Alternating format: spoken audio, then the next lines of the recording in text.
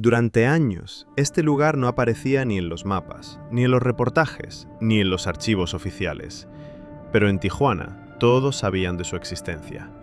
Altos muros, cámaras ocultas y accesos cerrados no protegían a una sola persona, sino a toda una familia. Un apellido que se prefería no pronunciar en voz alta. Aquí el miedo no vivía, se administraba.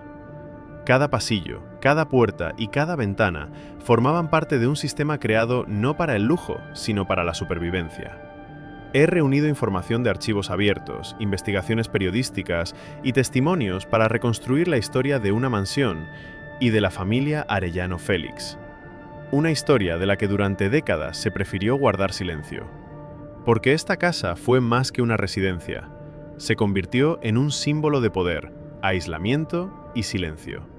Y hoy de ella solo quedan los muros y las preguntas. Durante años, este lugar no aparecía en ningún mapa oficial. No figuraba en registros catastrales, no se mencionaba en reportajes y no existía en archivos públicos. Como si alguien, ya a finales de los años 80, hubiera decidido que su existencia debía permanecer fuera de la historia. Pero en Tijuana nadie dudaba de que el lugar existía. No tenía nombre, no tenía una dirección conocida, pero tenía una reputación. Y esa reputación era tan pesada que se podía sentir sin necesidad de pronunciarla en voz alta. Los vecinos no lo señalaban con el dedo, no describían detalles. Bastaba una pausa en la conversación para que todos entendieran de qué se hablaba. Tijuana en esos años era un punto de encuentro no solo de fronteras, sino de intereses. Dinero, rutas, acuerdos que no se plasmaban en papel. Y en medio de todo eso, detrás de altos muros y entradas cerradas, se alzaba esa casa. No era una residencia para mostrar riqueza, no buscaba atraer atención, no aparecía en revistas ni en fotografías aéreas.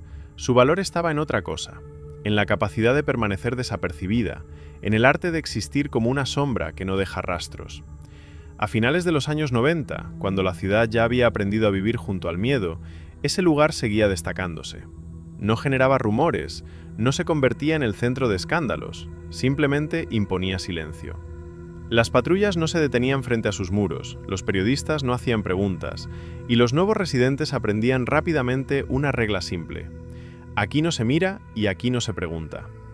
En la ciudad había casas más grandes, había mansiones más lujosas, pero ninguna tenía ese peso invisible, ese acuerdo tácito entre todos. Es mejor no saber. Con el tiempo, la ausencia de información empezó a hablar más fuerte que cualquier hecho, porque si algo no aparece en ninguna parte, significa que alguien se encargó de que así fuera. Y ese alguien no actuaba solo. Con eso, todo comenzó. Con un lugar que no existía oficialmente, pero que influía en decisiones reales, en destinos reales y en muertes reales. Para entender esta historia, hay que aceptar una verdad incómoda. En Tijuana, durante años, lo más importante no era lo que se veía, sino lo que se ocultaba deliberadamente. Y detrás de esos muros, la historia ya seguía su curso. En Tijuana no era necesario que alguien confirmara la existencia de aquel lugar. La ciudad entera ya lo sabía, aunque nadie lo dijera abiertamente. La información circulaba como un susurro que nunca se convertía en noticia, como una sombra que todos veían, pero que nadie se atrevía a nombrar. Se sabía porque los que vivían cerca aprendían rápido a evitar ciertas calles, a no mirar hacia los muros, a no preguntar por los portones cerrados, como si el silencio fuera una forma de supervivencia.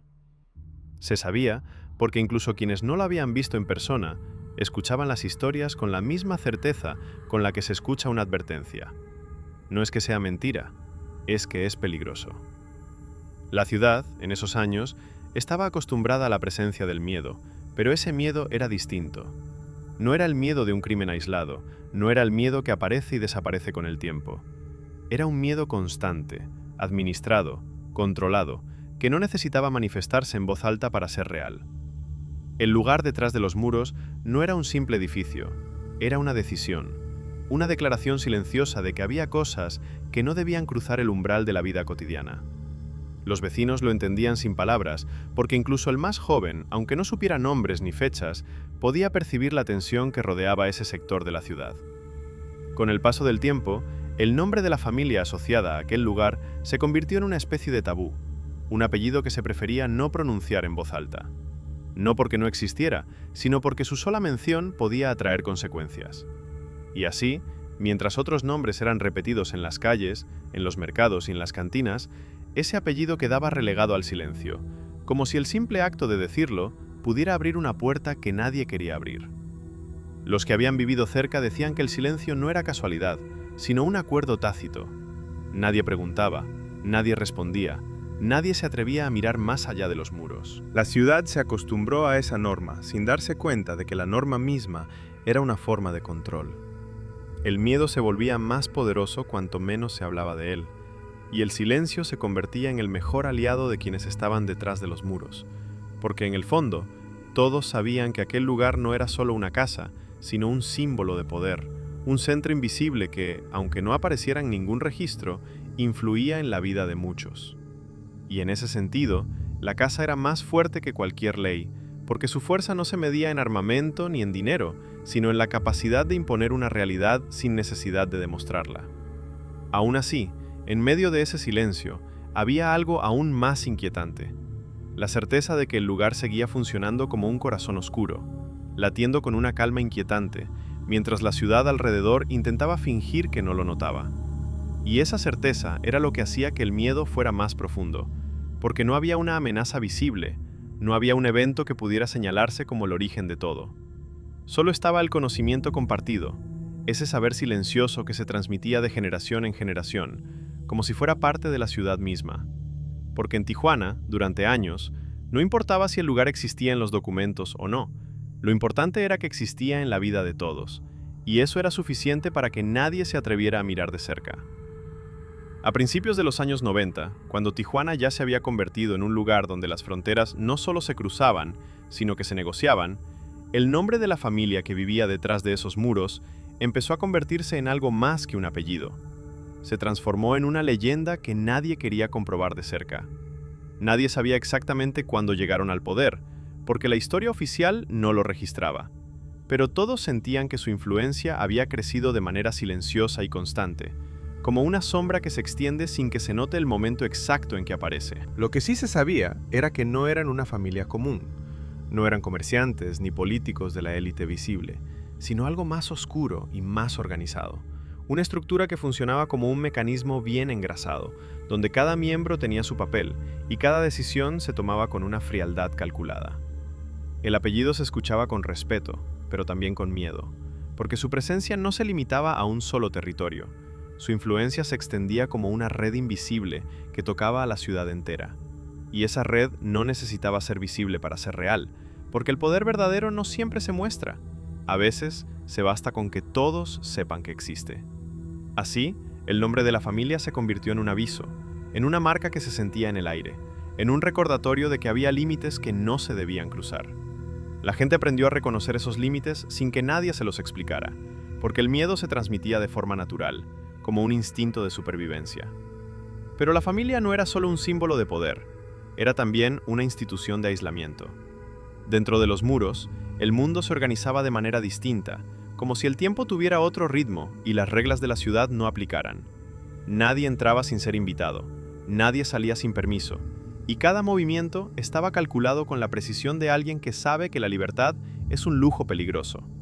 Y aunque el exterior no lo comprendiera, dentro de esa casa el miedo no era una emoción, era una herramienta. Era algo que se usaba para controlar, para decidir quién podía acercarse y quién debía mantenerse lejos, quién era digno de entrar y quién debía quedarse en la oscuridad. Con el paso de los años, la familia se consolidó como una fuerza que no necesitaba demostrarse. A mediados de los 90, mientras otras organizaciones luchaban por territorio y visibilidad, ellos se mantenían en las sombras, como si supieran que el verdadero poder no se conquista con ruido, sino con silencio. Y ese silencio se convirtió en su mejor arma, porque hacía que todos los demás vivieran en la incertidumbre, preguntándose qué se estaba decidiendo detrás de esos muros. Era una forma de dominio mucho más eficiente que cualquier amenaza directa, porque convertía a la ciudad en un lugar donde la gente prefería no saber. En ese contexto, el apellido dejó de ser solo un nombre y se volvió una presencia constante en la vida de la ciudad, una sombra que se proyectaba en cada esquina. Y aunque nadie podía decir con certeza qué sucedía dentro de la casa, todos sabían que allí se tomaban decisiones que afectaban a muchos, y que esas decisiones no eran solo sobre dinero o territorio, sino sobre control, sobre el poder de imponer el miedo como una forma de orden. Así, mientras Tijuana seguía creciendo, la familia detrás de los muros se convertía en algo más que una familia. Se convertía en una leyenda silenciosa, en un imperio sin rostro, en una fuerza que no necesitaba ser vista para existir. Y en ese sentido, su casa era mucho más que una residencia. Era el centro de un sistema que se alimentaba del silencio de los demás. En 1992, Tijuana ya era una ciudad acostumbrada a los flujos de dinero que no siempre tenían nombre ni explicación, pero fue en ese año cuando algo cambió de manera silenciosa y definitiva. El poder empezó a concentrarse de forma tan rápida que nadie pudo evitar notarlo, aunque nadie se atreviera a hablar de ello. No era un crecimiento común, no era una prosperidad gradual, era una acumulación de riqueza que parecía surgir de la nada, como si alguien hubiera abierto una llave y el dinero comenzara a salir sin control. Y en ese momento, la familia detrás de los muros empezó a dejar de ser solo un rumor para convertirse en un actor real, con capacidad de mover recursos, influir en decisiones y, lo más importante, imponer su voluntad. El dinero no llegaba de manera pública ni transparente. No había contratos visibles, no había empresas registradas con nombres conocidos, no había anuncios de inversión. Llegaba por rutas ocultas, por acuerdos que se cerraban en silencio, por transacciones que se disolvían en la oscuridad antes de que alguien pudiera rastrearlas. Era un dinero que se movía rápido, demasiado rápido, y esa velocidad era la primera señal de que algo estaba fuera de control. Porque cuando el dinero aparece de repente y sin explicación, no se trata solo de riqueza, se trata de poder, y el poder tiene una manera propia de expandirse. Y mientras la ciudad se transformaba, la casa detrás de los muros se convertía en el centro de esa transformación. No era solo un lugar para vivir, era un lugar para decidir, para planear, para negociar, para medir riesgos. En un contexto donde la violencia era una constante, el dinero se convirtió en la herramienta más efectiva para construir un imperio sin necesidad de exhibirlo. Y el dinero, además, permitía comprar silencio, influir en autoridades y mantener a raya a cualquiera que se acercara demasiado. A mediados de los 90, cuando la competencia entre organizaciones criminales se intensificó, la familia ya tenía claro que el verdadero valor no estaba en el control directo de territorios, sino en la capacidad de crear una red que operara sin ser detectada. Por eso, el dinero se movía no solo en efectivo, sino en bienes, en propiedades, en inversiones que parecían legítimas. Y así, mientras la ciudad veía nuevas construcciones, nuevos negocios y un crecimiento aparente, nadie sospechaba que gran parte de ese progreso estaba financiado por una economía paralela que se alimentaba de la clandestinidad. La velocidad con la que llegó la riqueza también generó enemigos. No era un poder que se ganara con paciencia, sino un poder que se impuso con urgencia. Y la urgencia siempre despierta sospechas. A finales de los 90, mientras Tijuana se convertía en un punto clave en una guerra que nadie quería nombrar, la familia detrás de los muros ya tenía su propio sistema de defensa. No solo muros y cámaras, sino una estructura de lealtades y temores que garantizaba que pocos se atrevieran a acercarse demasiado. Y cuando alguien lo hacía, el mensaje era claro. No era un error, era una elección.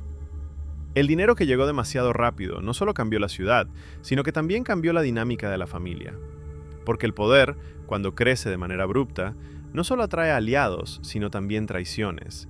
Y el primer signo de una caída casi siempre aparece cuando el éxito se vuelve demasiado visible.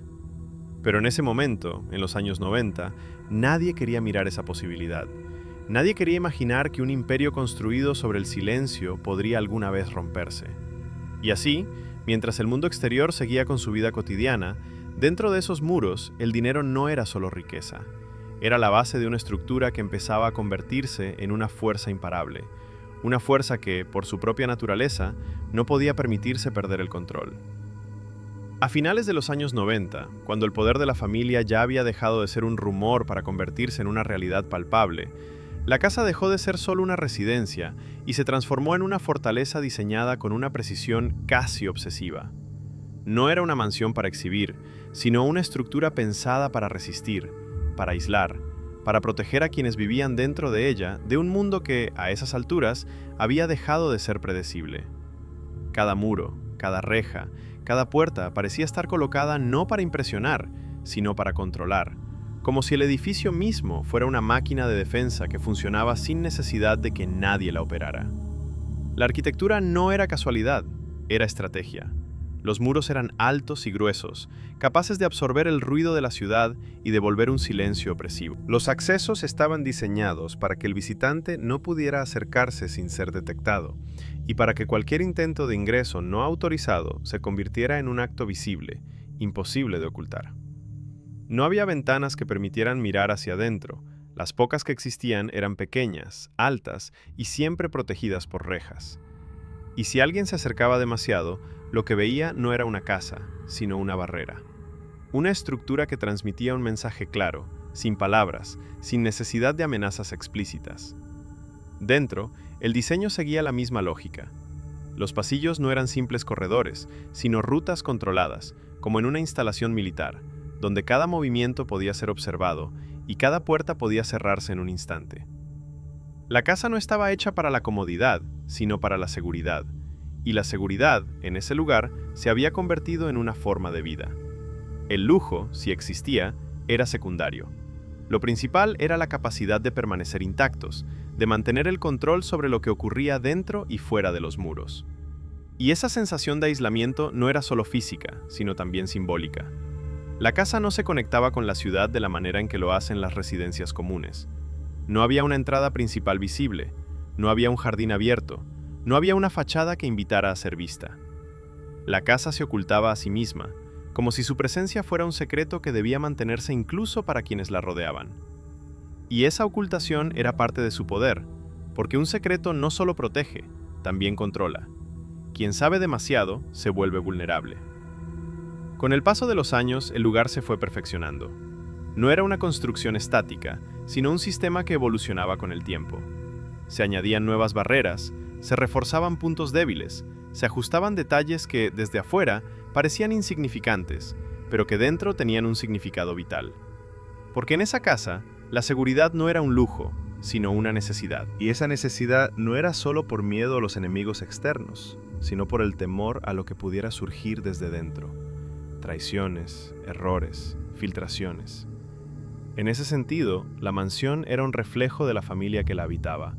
No una familia que buscaba vivir, sino una familia que buscaba sobrevivir. Y mientras la ciudad seguía cambiando, mientras las calles se llenaban de nuevas historias, la casa permanecía igual, imponente, silenciosa, como un recordatorio de que, en ese lugar, el poder no se mostraba, se escondía, y precisamente por eso era más peligroso.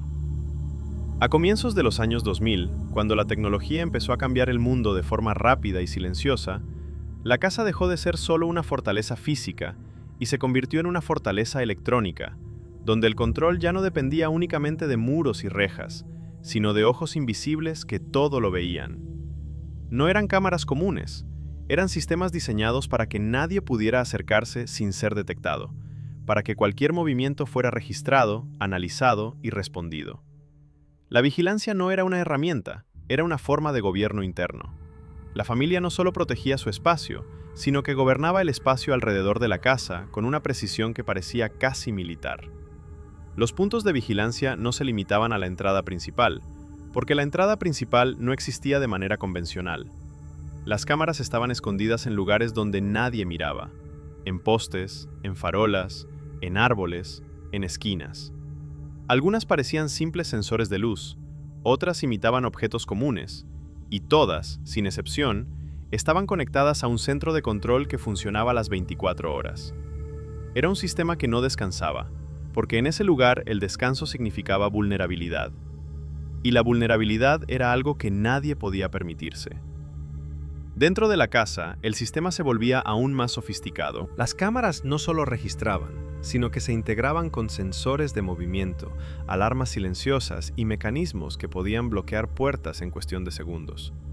Las zonas más sensibles no tenían ventanas, pero tampoco necesitaban. La vigilancia era total. Pasillos, escaleras, entradas internas, incluso áreas que parecían privadas o íntimas. Nada quedaba fuera del alcance de esos ojos que no parpadeaban. Y lo más inquietante no era la presencia de la tecnología, sino la sensación de que el lugar no era un hogar, sino un centro de control. Con el tiempo, la vigilancia se volvió más compleja.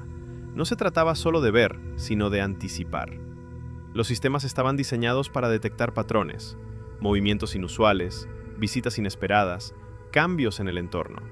Y cuando algo se salía de lo normal, no se trataba de una simple alerta, era una señal de que alguien había cruzado una línea invisible. El control no era violento ni ruidoso, era silencioso, eficiente y definitivo. La casa no necesitaba gritos, porque la gente ya sabía que cualquier error podía ser observado y castigado sin que nadie se enterara. Y así, mientras afuera la ciudad parecía seguir su vida cotidiana, dentro de esos muros, el tiempo transcurría bajo la mirada constante de un sistema que no descansaba. La tecnología había convertido la mansión en una máquina de vigilancia, en un lugar donde el miedo no era solo un sentimiento, sino una estructura. Y esa estructura no era visible desde fuera, lo que la hacía aún más peligrosa. Nadie podía imaginar la magnitud del control hasta que ya era demasiado tarde. Porque en esa casa, el silencio no era ausencia de ruido, sino ausencia de libertad. En 2003, cuando el ruido de la violencia en Tijuana ya era parte de la vida diaria, el miedo dejó de ser un fenómeno emocional para convertirse en un sistema estructurado, y la casa detrás de los muros se convirtió en uno de los principales centros de ese sistema. El miedo no vivía en ese lugar, porque vivir implica una presencia humana, una emoción que aparece y desaparece. En ese lugar, el miedo se administraba, se distribuía, se controlaba, como si fuera un recurso más valioso que el dinero o la tierra. Cada decisión tomada dentro de esos muros tenía el objetivo de asegurar que el mundo exterior entendiera que había límites que no se debían cruzar. Y lo más aterrador era que nadie necesitaba gritar para imponer ese miedo. No había amenazas públicas, no había anuncios ni demostraciones de fuerza. La casa no buscaba protagonismo, porque el protagonismo es un error cuando se trata de poder real. En cambio, el miedo se construía con pequeñas señales, con detalles que pasaban desapercibidos para quienes no sabían mirar. Un vehículo que desaparecía en la noche, un hombre que ya no aparecía en su trabajo, una conversación que se interrumpía en el momento exacto en que alguien mencionaba un nombre. Y aunque todo esto parecía aislado, en conjunto formaba un mensaje claro. Aquí no se juega, aquí no se cuestiona, aquí no se pregunta. Cada pasillo, cada puerta y cada ventana eran parte de esa estructura. No se trataba de lujo, no se trataba de comodidad, se trataba de supervivencia. La casa estaba diseñada para que quien entrara se sintiera observado incluso cuando no había cámaras visibles, porque el control no era solo tecnológico, sino psicológico. El ambiente dentro de esos muros estaba impregnado de una sensación constante de vigilancia, como si el propio edificio recordara a los que estaban dentro que no eran libres. Y esa sensación era parte del método. Cuando alguien se siente observado todo el tiempo, termina ajustando su comportamiento sin que nadie tenga que decirle qué hacer. El miedo también se extendía fuera de la casa, porque la familia entendía que el control no era completo si no afectaba a la ciudad. Por eso, la presencia de la casa se sentía en el entorno, en el barrio, en las calles cercanas. Los vecinos aprendieron a vivir con una regla no escrita: no preguntar, no mirar, no hablar. Y cuando alguien rompía esa regla, la consecuencia no siempre era inmediata, pero siempre era inevitable. El castigo no tenía que ser espectacular, solo tenía que ser suficiente para recordar que el silencio era la única forma de mantenerse a salvo. En 2005, cuando la violencia en la región se intensificó aún más y el control de territorio se volvió una batalla abierta, la casa seguía siendo un lugar intacto, casi como si estuviera fuera del conflicto. Pero esa aparente tranquilidad era engañosa. Era el resultado de un control tan efectivo que incluso la guerra prefería no tocarlo. La casa no era un refugio, sino un centro de poder. Y el poder, cuando se mantiene sin ser desafiado, se vuelve invisible. Y esa invisibilidad era su mayor fortaleza, porque nadie podía derribar algo que no sabía exactamente dónde estaba. Y así, mientras la ciudad se movía entre el caos y la normalidad, dentro de esos muros el miedo no era un enemigo, sino una herramienta. Una herramienta que se usaba para construir un orden que no tenía nada de moral ni de justicia, pero que funcionaba, porque estaba basado en la certeza de que cualquier desobediencia tendría un precio. En ese lugar el miedo no vivía, se administraba, y la administración del miedo era, en realidad, la forma más pura de poder. En 2006, cuando la violencia en la frontera alcanzó un nivel que ya no podía ocultarse, empezaron a aparecer casos que confirmaban lo que todos sospechaban. El silencio no era casualidad, sino un producto con precio, y ese precio se pagaba en dinero, favores y, en algunos casos, en vidas. No era un secreto que las autoridades locales estaban permeables a la influencia, pero lo que nadie decía era que la influencia no se limitaba a un soborno ocasional. Era una estrategia sistemática para asegurar que ciertas preguntas nunca se hicieran. Los periodistas que intentaban acercarse a la historia recibían advertencias sutiles primero, y luego, si insistían, se encontraban con obstáculos más directos. Fuentes que desaparecían, entrevistas canceladas, documentos que se perdían en oficinas oficiales. El resultado era siempre el mismo. La historia se quedaba incompleta, y el público, sin saberlo, aceptaba la versión que le daban. Hubo un caso que circuló en voz baja entre periodistas y vecinos del barrio, aunque nadie se atreviera a mencionarlo abiertamente. En 2007, un reportero que trabajaba en una investigación sobre propiedades vinculadas a la familia fue seguido durante semanas, no de forma violenta, sino con una constancia silenciosa que, por sí sola, ya era una amenaza. Un día, al salir de su oficina, encontró su coche con las ruedas pinchadas y una nota simple en el parabrisas: "No sigas". El mensaje no era una promesa de muerte, pero sí una advertencia de que el control llegaba incluso a las cosas más pequeñas y que la ciudad estaba observando. El reportero no continuó con la investigación, no porque tuviera miedo de morir, sino porque entendió algo más profundo. En ese lugar, la verdad no se defendía con valentía, se defendía con silencio. Los vecinos también aprendieron rápido a reconocer los signos de que alguien había cruzado una línea. En 2008, una familia que vivía a pocas calles de la casa tuvo un accidente que parecía normal, pero que, para quienes conocían la dinámica del barrio, tenía un significado distinto. El padre de familia desapareció una noche sin dejar rastro, y al día siguiente, la casa de la familia apareció con la puerta abierta y las luces encendidas, como si alguien hubiera querido que todos supieran que había pasado algo, pero sin explicar qué. Nadie preguntó, porque la pregunta misma ya era una respuesta. Si alguien se atrevía a preguntar, se estaba poniendo en peligro. Y así, la comunidad se acostumbró a una forma de vida donde la curiosidad se castigaba no con palabras, sino con la ausencia de respuestas. El silencio comprado también se manifestaba en lo cotidiano. Los negocios del barrio recibían pagos por seguridad, no como un favor, sino como un impuesto que nadie podía negar. Las autoridades recibían dinero para mirar hacia otro lado, y la gente con el tiempo empezó a aceptar que el precio de vivir era no saber, porque en ese lugar el conocimiento era peligroso. El conocimiento era una amenaza para el control, y el control, cuando se siente firme, no permite que nadie lo cuestione. Y así, mientras la ciudad se movía entre el caos y la rutina, el silencio se convirtió en un pacto no escrito. No era solo miedo, era una forma de organización social que mantenía a todos en su lugar. Porque cuando el poder puede comprar el silencio, no necesita demostrar su fuerza. Basta con que todos entiendan que hay cosas que no se dicen, y que quienes las dicen desaparecen de la historia.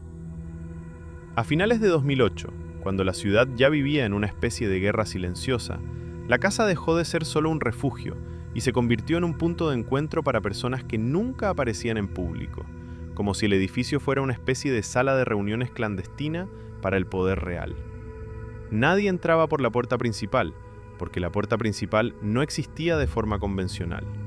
Las visitas llegaban por rutas que solo unos pocos conocían, y el acceso se organizaba con una precisión que recordaba más a un protocolo militar que a una visita familiar.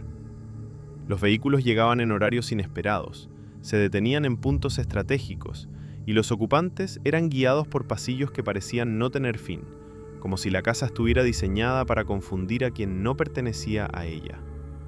Los visitantes no eran solo aliados, sino también mensajeros, negociadores y personas con poder suficiente para influir en decisiones que no se discutían en público. Había políticos que nunca se fotografiaban cerca de esa zona, empresarios que nunca firmaban documentos vinculados a ese lugar, y funcionarios que, sin embargo, parecían saber demasiado.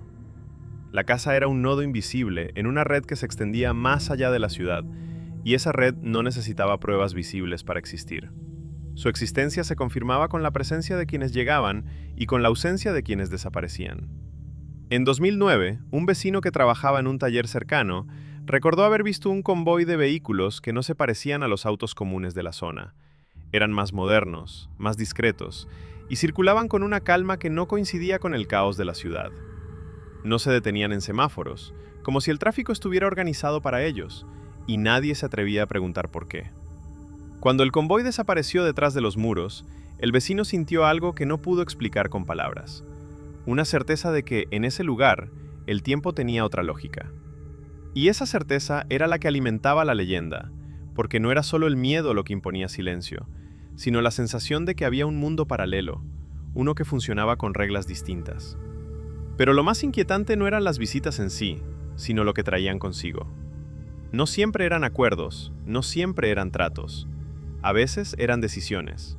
Decisiones sobre quién podía vivir, quién debía irse, quién debía desaparecer.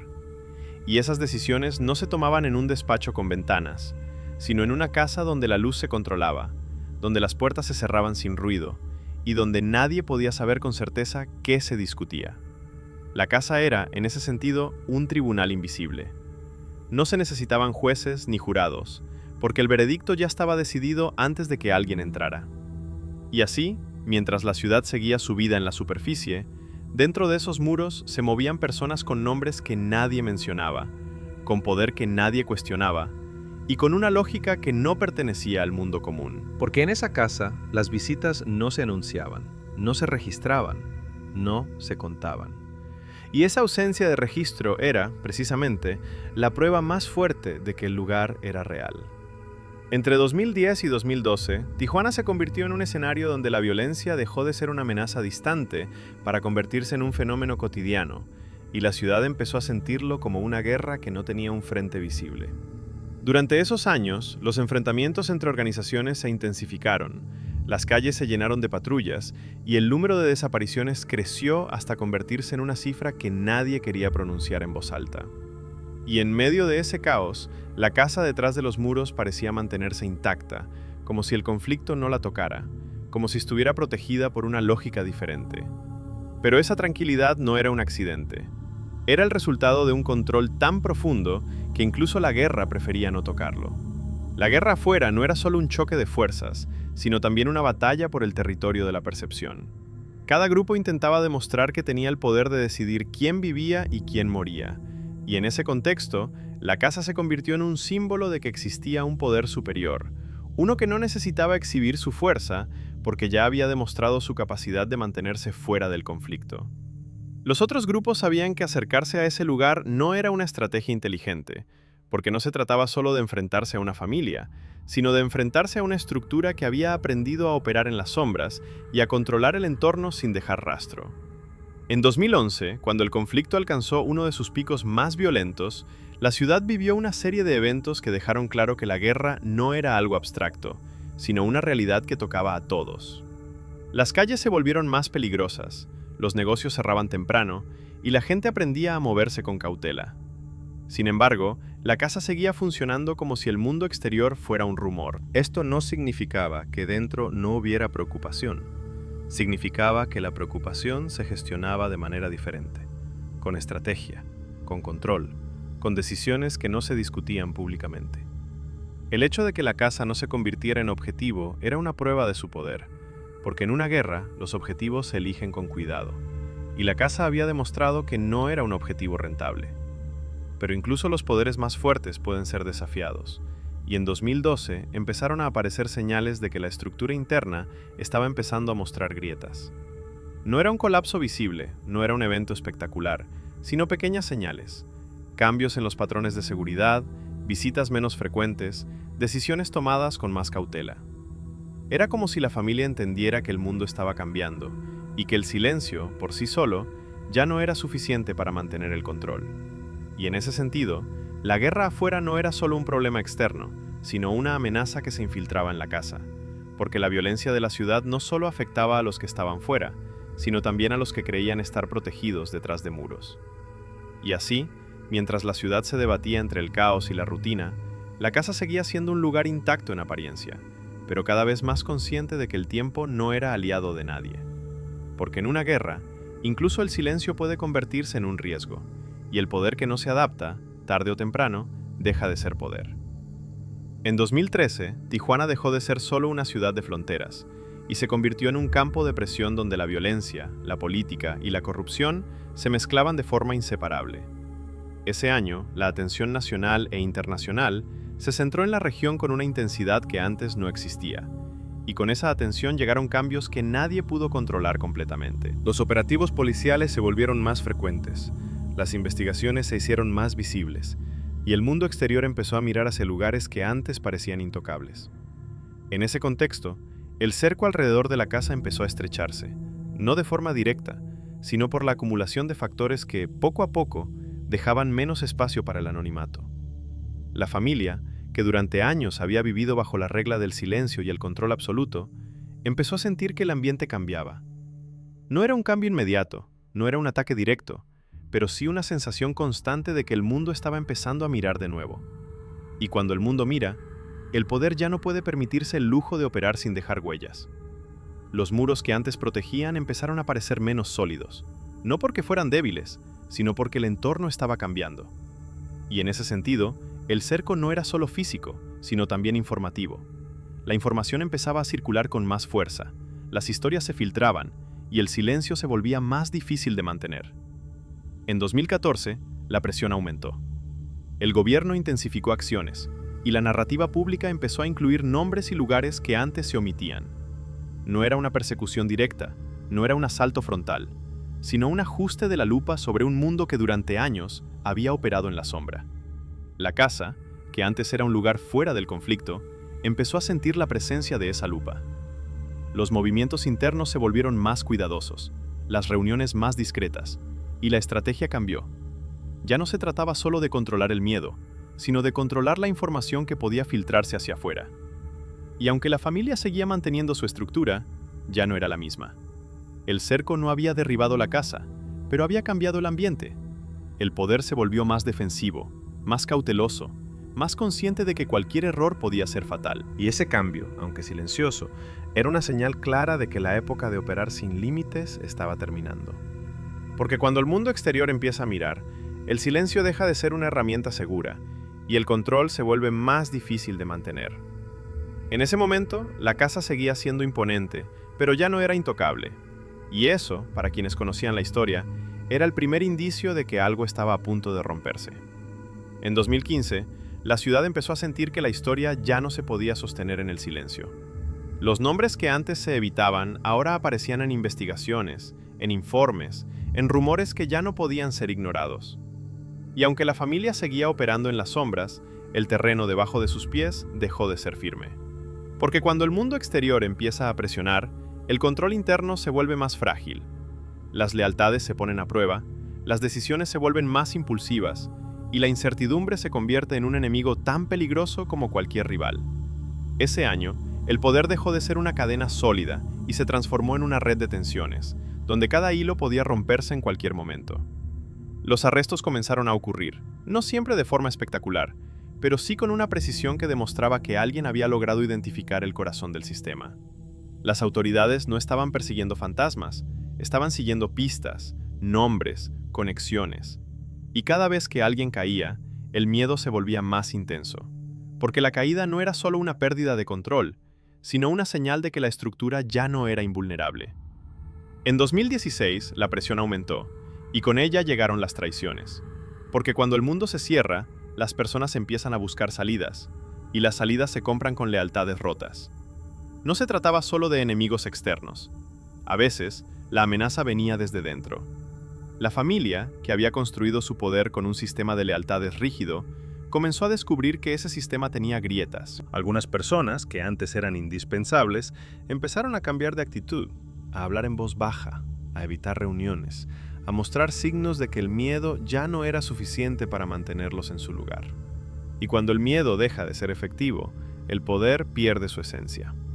Las traiciones no siempre eran visibles. Muchas veces se manifestaban en decisiones que se retrasaban, en mensajes que no llegaban, en acuerdos que se rompían sin explicación. Era una forma silenciosa de desmoronamiento, porque la familia ya no podía controlar todo como antes. En ese ambiente, la casa dejó de ser un lugar seguro.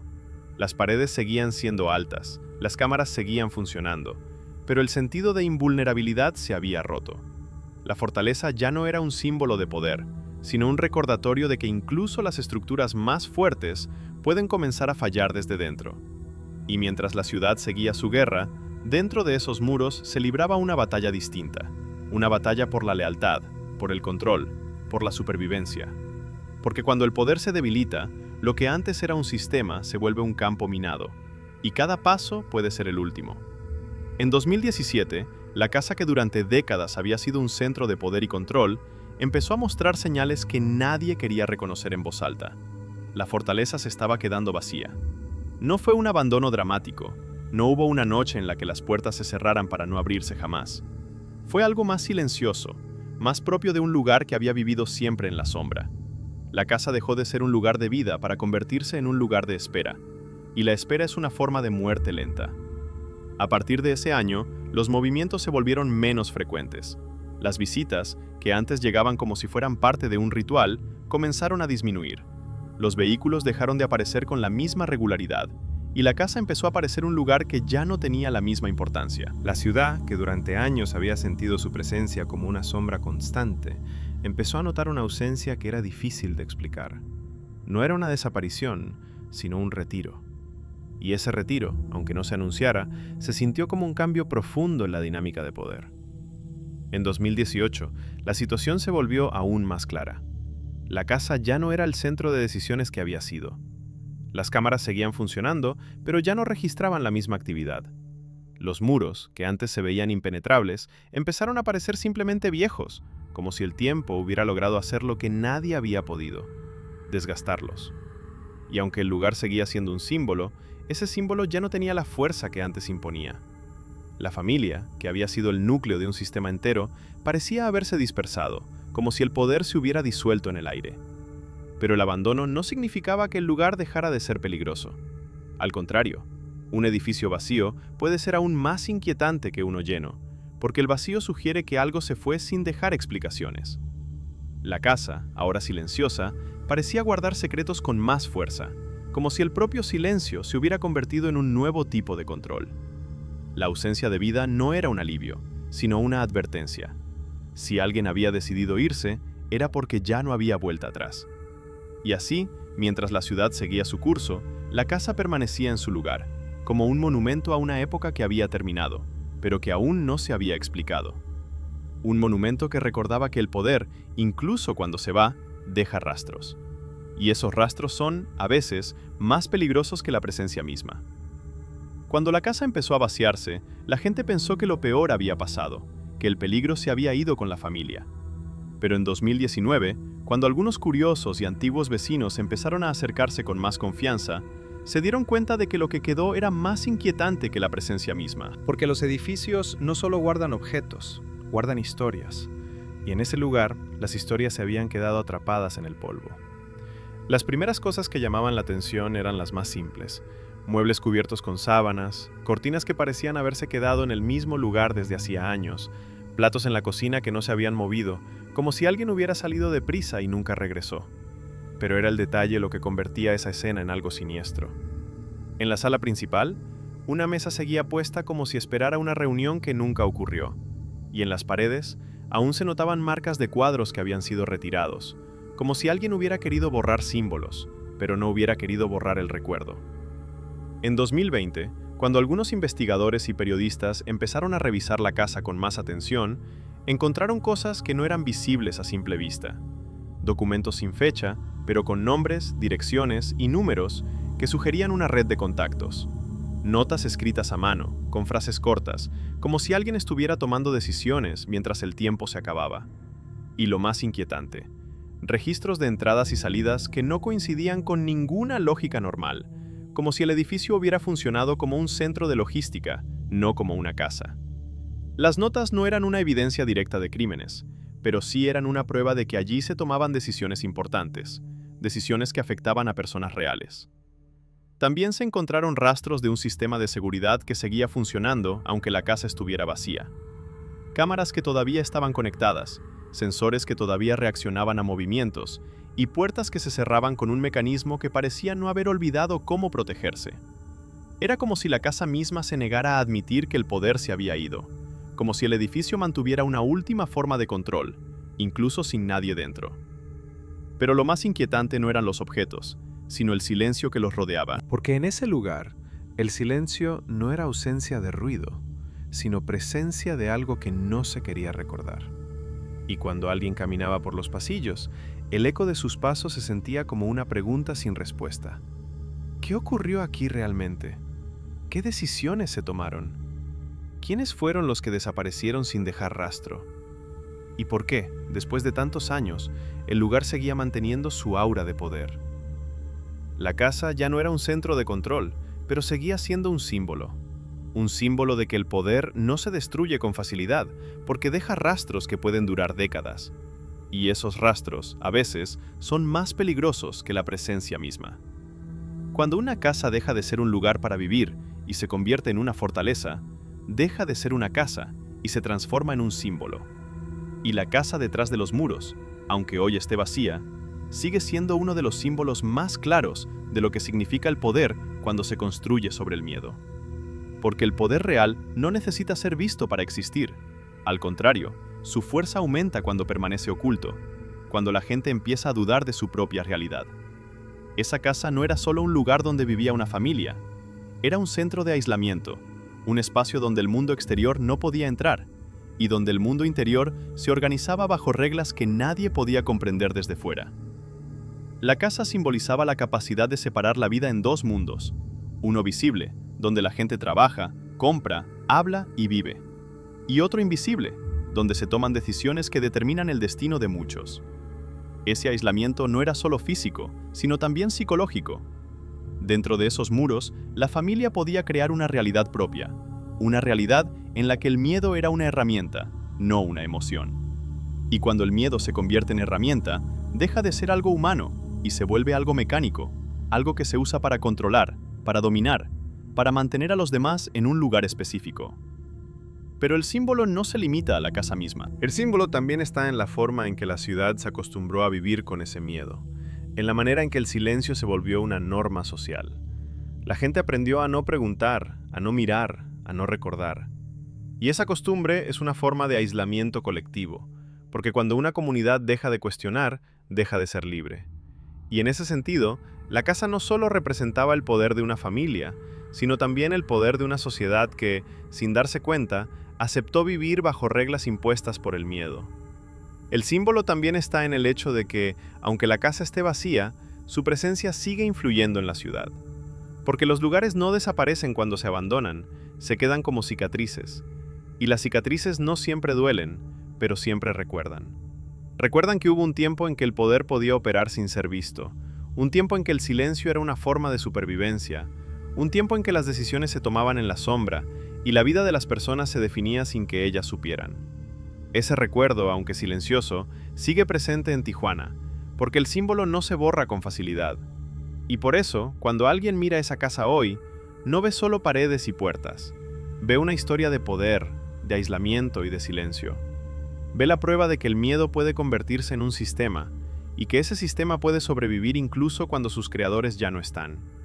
Porque el símbolo no se destruye con la ausencia, se mantiene, esperando a que alguien vuelva a entender su significado. Hoy, cuando la casa ya no es un centro de poder y los muros permanecen como un esqueleto silencioso, lo que queda no es una historia cerrada, sino una colección de preguntas que nadie sabe cómo responder. Porque el lugar que durante décadas impuso su presencia sin aparecer en ningún registro oficial, no se va simplemente cuando se abandona. Deja un vacío que no se llena con el tiempo, sino que se vuelve más profundo, como si el silencio se hubiera convertido en un agujero que absorbe todo lo que intenta acercarse. ¿Quiénes fueron realmente las personas que caminaron por esos pasillos? ¿Qué decisiones se tomaron en esa mesa que quedó intacta, como si alguien esperara que la reunión continuara? ¿Cuántas vidas fueron marcadas por la casa sin que sus nombres aparecieran en ninguna parte? ¿Cuántas familias aprendieron a vivir con la regla de no preguntar, sin saber que esa regla era una forma de control? Y, lo más inquietante, ¿qué parte de la ciudad aún funciona bajo las mismas reglas, aunque nadie lo diga en voz alta? Porque el miedo, cuando se administra, no desaparece con la ausencia de quien lo creó. Se queda en la memoria colectiva, en los silencios, en las calles que la gente evita sin saber por qué. Se queda en la forma en que las personas aprenden a no mirar, a no preguntar, a no recordar. Y esa herencia es la que hace que el lugar siga siendo real, incluso cuando ya no hay nadie dentro. La casa se convirtió en un símbolo de poder, aislamiento y silencio, pero también en un recordatorio de que el poder no siempre se ve, y que lo que no se ve puede ser lo más peligroso. Porque el poder invisible no necesita demostrar su fuerza, basta con que todos sepan que existe. Y ese conocimiento, aunque no se pronuncie, sigue operando, como una sombra que no se va. Y así, al final, lo único que queda es esto: paredes que siguen en pie, cámaras que siguen registrando aunque no haya nadie que las vigile, y preguntas que siguen sin respuesta. Preguntas que no se pueden resolver con documentos, porque los documentos ya no existen. Preguntas que no se pueden resolver con testimonios, porque los testimonios se perdieron o fueron silenciados. Preguntas que solo quedan, como un eco en los pasillos vacíos, recordándonos que algunas historias no terminan nunca, porque el verdadero final está en lo que nadie se atreve a decir.